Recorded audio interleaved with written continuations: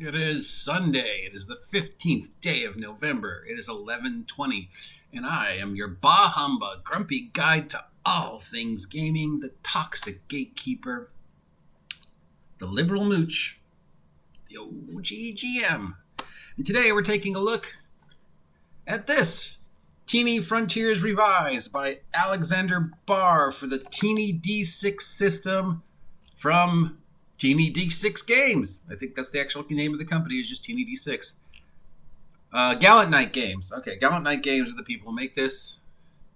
So, considering the last 48 hours and our adventures with trying to get a handle on the Fate game, before I start, does anybody know any controversies or negative things or woke SJW liberal BS or angry not SJW conservative BS? Anything I need to know about this game before we going further?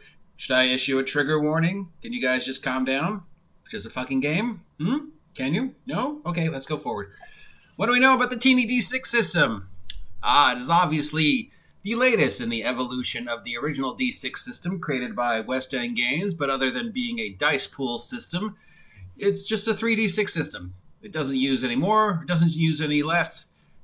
It's a minimal rule set. Standard characters easily fit on 3x5 note cards, and you only need 3 standard 6-sided dice for the game. It supports many genres. It's got a supers game, a fantasy game, a giant robot game, a space game, so it's basically going for the generic universal GURPS market. Here's a basic system, and then here's supplements. Okay, so when you play Teeny D6, you attempt to accomplish tasks through a test.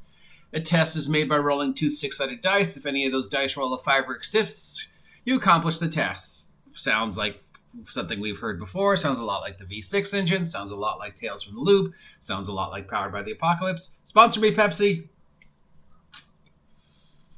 If a trait or tool or situation would grant you a bonus, you get advantage. This allows you to roll 3d6 instead of 2d6. If you would be hindered or set back, you have disadvantage. This forces you to roll 1d6. Pretty much that's the core of the game, according to the website. So what do we know about Teeny D6? Well, it's a test-based system, 2d6. There are certain things your characters can do in combat, like evading, hiding, sneaking, attacking. This is obviously a space game, so it adds extra space stuff like xenotech and space guns and spaceships. Experiences are based upon a minimal advancement. 6 experience points, you get a permanent increase to hit points. 8 experience points, you gain a new proficiency or master an existing proficiency. 10 experience points, you get a trait. Stuff like that. This is one of those games that replace the word race with heritage. Race, however, is an intelligent word. Connotations aside, race fails to account for the full spectrum of cultural, environmental, familiar, and genetic heritage. Using heritage allows us to recognize and embrace diversity within groups, as well as create new groups on broader grounds than genus and species.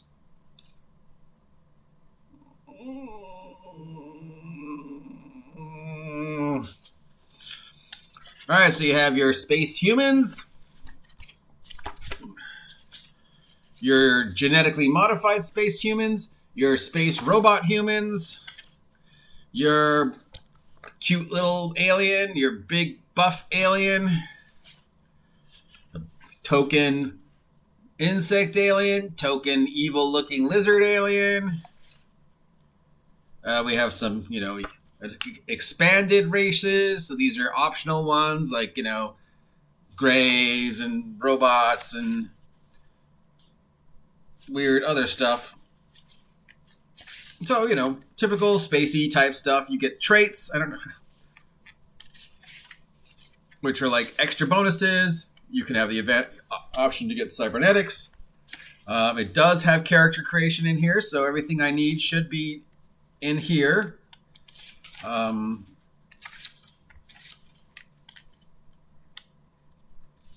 Stuff like that. So, it's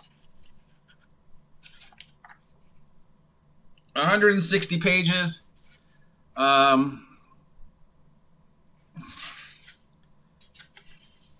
68 pages of explanation about the rules and character creation, and the rest is lore for the specific setting. So they want you to play in their specific setting of their spaceship, space world, spacey universe that they created for D6 space, as opposed to just giving you rules for creating a stuff. And then we have some suggested games like the Amazing Galaxy Race, Rules of the Race, the Pinkerton Interstellar Detective Agency, so the Blood Arc. So yeah, we have some examples of space games that you can set in their space universe, and then some NPCs, some suggested spacey businesses, more adventures, everything I need to either run a space game in the teeny D6 space universe or sort of a generic space game is in here. I mean, there's a lot of suggested campaigns, like here's one of Crowns and Scales, here's a haunted space stations sample game, so looks cool. There are a lot of other games made for the D6 teeny D6 system. Let's see.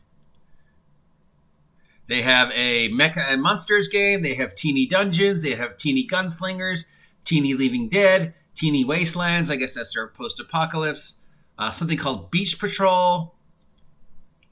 I guess this is if you want to do, Beach Patrol and it's crazy paranormal older sibling Beach Patrol nights. So it's if you want to do a Baywatch kind of games. They have some partners that they work with. There's some free web stuff on the website.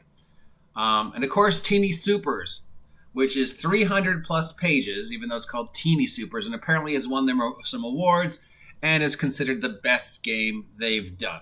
So this is what we know about Teeny D6 so far. 3D6 system, 2D6 for normal situations, advantage gives you 3D6, disadvantage gives you 1D6. Character can fit on a 3x5 card, so, it's defined by his traits and a couple skills and some equipment.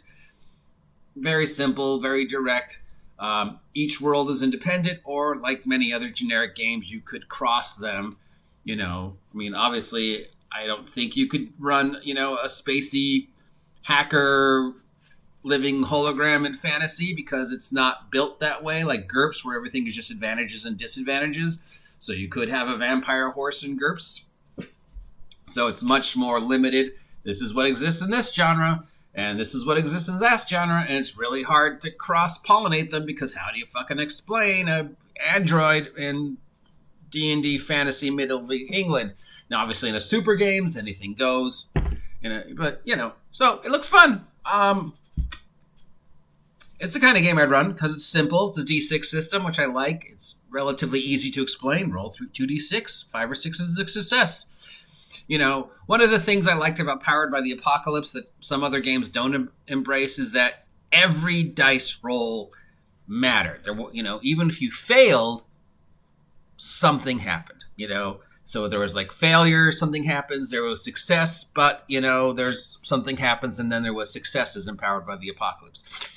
So this is a game where you only succeed on a 5 or 6, so what happens if I roll a 1, 2, or 3? Support me, Pepsi, or 4. Does equipment give me a plus to those dice? Stuff like that. What is if I roll 2d6 and roll both 1s? Does something awful happen? If I roll 2d6 and roll 2 6s, does something superpowered happen? So that will require some more reading through. But I like this, especially at only 150 pages. This is the perfect size for a role-playing game. Everything I need is in here. There's lore, there's story, there's crunch, there's how to make characters. Bam. Perfect. So Gallant D6, you get a natural 20 right there. Just fun. We will go into this a little further once I have had a chance to read it. And hopefully I won't get, emails about what a horrible, awful person Alan Barr is. And we will just go forward. If you appreciate this content and want to see more, please comment down below. If you don't appreciate this combat and think I should set the fuck up, comment down below. If you haven't had a chance to subscribe yet, please subscribe. Help me support the OG GM Adventures going forward. If you subscribe, I get a general feeling of what you want to see, and you get a general feeling of what's going to come next. And because it's the holidays and I'm home alone and starving and we're about to go into another COVID shutdown, maybe if you have a chance, consider supporting the channel. But of course, with everything going on, I know nobody really has any money, so it's really sort of selfish of me to ask for money. But I'm still going to, because bah humbug. I will talk to you losers later.